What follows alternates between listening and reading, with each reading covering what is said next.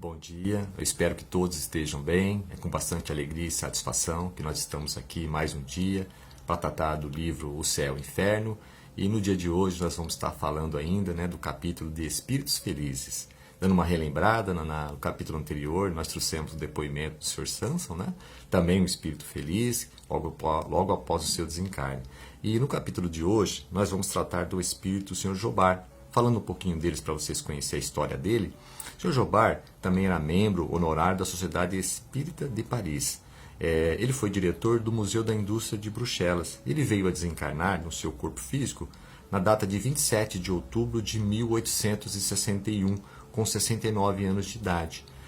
A morte dele foi através de um ataque de apoplexia fulminante, ou seja, foi uma morte um pouco mais rápida, Então, relembrando um pouquinho dos três estágios, do momento da separação do corpo físico e da alma, nós temos o desligamento, o estado perturbativo, e o despertar no mundo espiritual.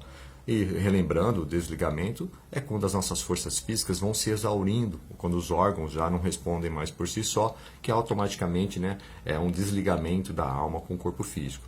Nesse momento você vai para o estado de perturbação, isso pode variar de pessoa para pessoa, de espírito para espírito, porque depende do estado evolutivo, da maneira que a pessoa viveu aqui na Terra, se ela foi uma pessoa que procurou entender a vida pós-morte, como que isso possa, como refletir sobre como isso poderia afetar a vida dela, e as decisões, a maneira, as convicções que a pessoa tem sobre a sua vida, sobre a sua existência. Então esse estado perturbativo, ele pode demorar horas, pode demorar dias ou até anos, a depender da maneira com que a pessoa viveu aqui. Se a pessoa está muito arraigada, muito focada na questão material, há um estado maior de perturbação. A pessoa passa por um nevoeiro que isso pode demorar mais ou menos, dependendo da forma, com a lucidez que ela trata esse assunto. E aí sim, passado esse período de estado perturbativo, aí a pessoa desperta e vê mais, que já não está mais no corpo físico, que aí sim toma consciência que ocorreu a separação. E aí nesse despertar no mundo espiritual, ela vai perceber se ela está numa condição um pouco mais evoluída ou não, dependendo das decisões que ela viveu, as escolhas, o nível de conhecimento, porque na nossa vida são escolhas, então nós fazemos as escolhas e as escolhas podem ter consequências boas ou ruins, e é por isso que é importante estar sempre refletindo se nós estamos realmente pensando nesse momento da vida futura, porque um dia isso vai chegar para todos nós e nós precisamos estar refletindo, conduzindo a nossa vida com equilíbrio, para que a gente possa realmente passar nessa transição de uma maneira mais tranquila, serena, sempre buscando a evolução, o equilíbrio entre a vida material, conhecimento intelectual e a vida moral, as virtudes, fazer o bem, pensar no coletivo, na visão coletiva e não só na visão individualista. Nós vivemos um momento muito importante que é essa visão mais colaborativa, de ajudar realmente o próximo, e assim, automaticamente, nós também estamos nos ajudando. Mas voltando aqui no capítulo de hoje, foi feita então a reunião também, o Sr. Jobar também pediu, junto à Sociedade Espírita, que no momento que ele não estivesse mais no plano material, ele pudesse também ser entrevistado, ou seja, pudesse ser colhido o depoimento dele. Então, assim foi feito.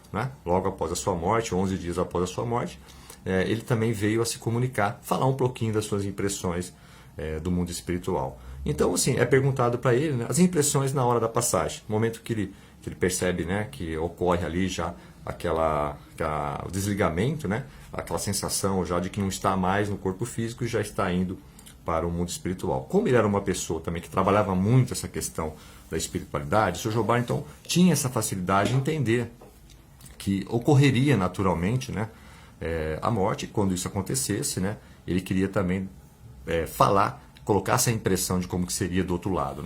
Então ele relata que ele sentiu um abalo extraordinário naquele primeiro momento, que ele teve uma morte um pouco mais rápida, mais abrupta, mas nesse momento também ele comenta que ele lembrou-se do seu nascimento, da sua juventude, da idade madura, toda a sua vida veio nitidamente à lembrança. Assim como no depoimento anterior do Sr. Samson, aqui também consta da mesma forma. Há tipo um filme, passa um filme por toda a existência que a pessoa tem, tudo que ela fez. Então ele vem trazer nesse primeiro momento esse relato. Depois também ele relata que sentiu um desejo muito grande de se encontrar nas regiões que a doutrina espírita, né, que ele aprendeu com a doutrina espírita. Então, ou seja, ele trabalhava muito isso, então esse desejo, né, de se encontrar com a espiritualidade, de buscar uma condição boa, foi também um ponto que o ajudou.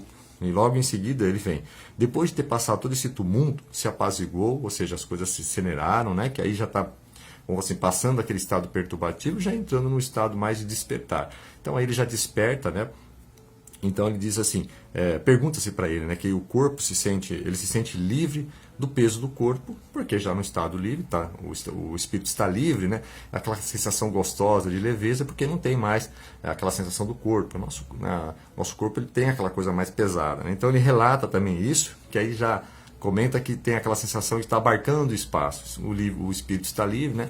Então ele pode se movimentar. Então, passado, né, desse estado de desligamento, o estado perturbativo, e o despertar. Então, ele já começa, né, já se vê, né, nesse plano já espiritual, mérito dele também, né, por ter sido uma pessoa que praticava a doutrina espírita e uma pessoa que tinha essa questão da religiosidade, do amor ao próximo, de pensar na sociedade. Então, são coisas que vão sendo construídas na existência de cada um de nós, né?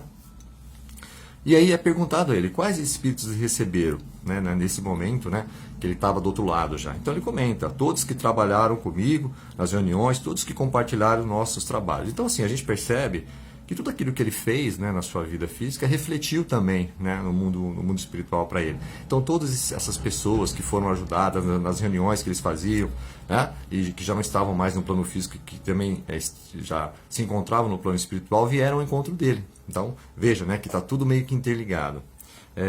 E aí depois é perguntado também para ele como que ele se encontrava ali na reunião. Então ele comenta, né, que ele está próximo ali do médium e responde que se pudessem vê-lo, ele se apresentaria como o Sr. Gilbardi, né, como foi na Terra, na sua última encarnação. Então, o pessoal se pergunta como que seria na visão dele. Ele fala que, olha, eu estaria mais da mesma forma que eu estive aí, porque é assim que eles se apresentam, né? E aí ele é perguntado se todos poderiam ver se assim quisesse. Ele responde, não, apenas os médios videntes, né, poderiam me ver, os outros não, porque a mediunidade, a clarividência, a vidência, né, ela mais está reservada a pessoas que têm essa disposição orgânica. Nem todos nós temos essa capacidade, mas existem pessoas que têm essa disposição e conseguem, né, visualizar. Esse foi um ponto também que o Sr. Gilbardi comenta, que nem todos poderiam vê-lo, apenas alguns, né? Depois ele traz, é perguntado para ele também, das existências anteriores, se houve progresso ou não. E comenta, né, que a existência anterior dele, ele tinha sido um operário mecânico. E ele disse que trabalhou mais essa questão material e não trabalhou tanto essa questão, né, das virtudes morais, né?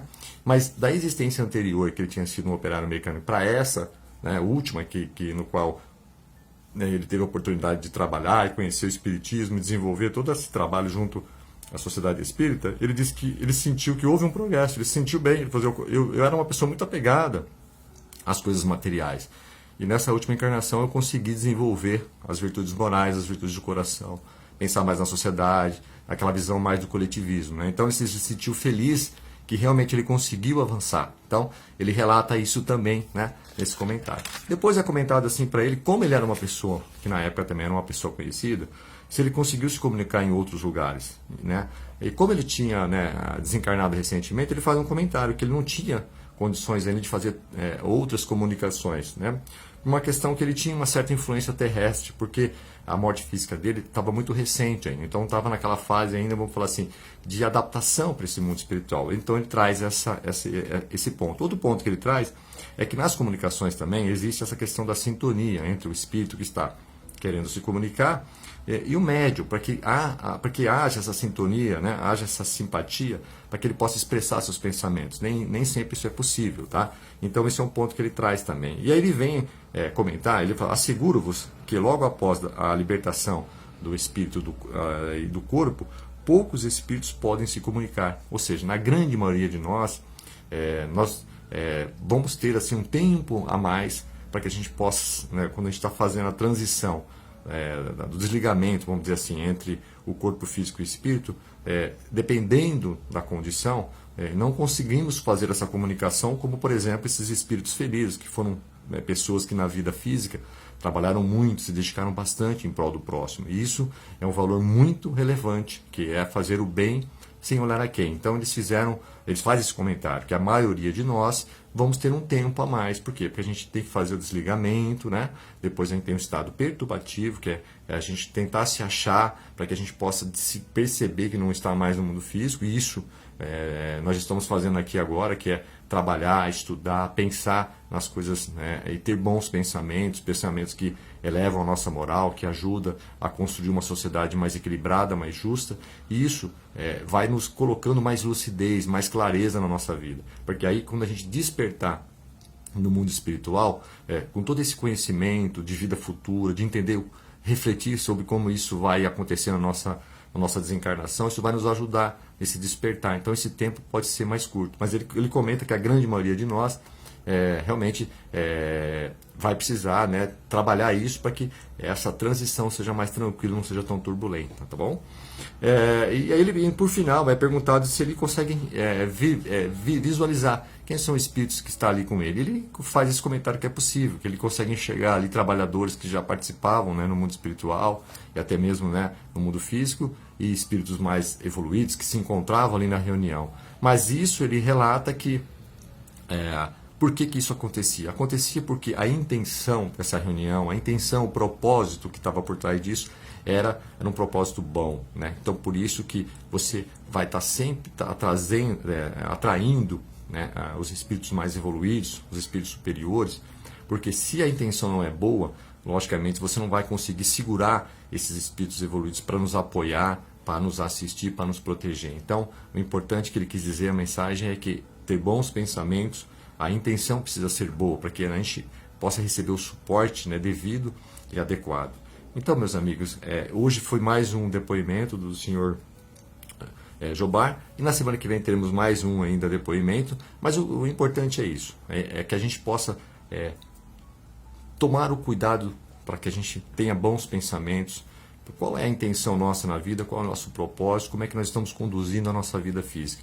E não se pautar simplesmente por escolhas que vai trazer o sucesso material. Às vezes é isso que está pesando contra a nossa existência. Então a gente precisa ter o sucesso mais emocional, do equilíbrio e refletir, né, se nós estamos tendo tranquilidade, serenidade, para quando chegar o nosso momento, a gente não tenha uma transição tranquila, serena, mas pautada com disciplina nas ações do bem, que eu acho que é isso que a gente tem que focar na nossa vida, né? Trabalhar o equilíbrio entre a questão material da nossa subsistência e trabalhar a nossa moralidade, que é pensar não só em nós, mas pensar também na sociedade como um todo, ok?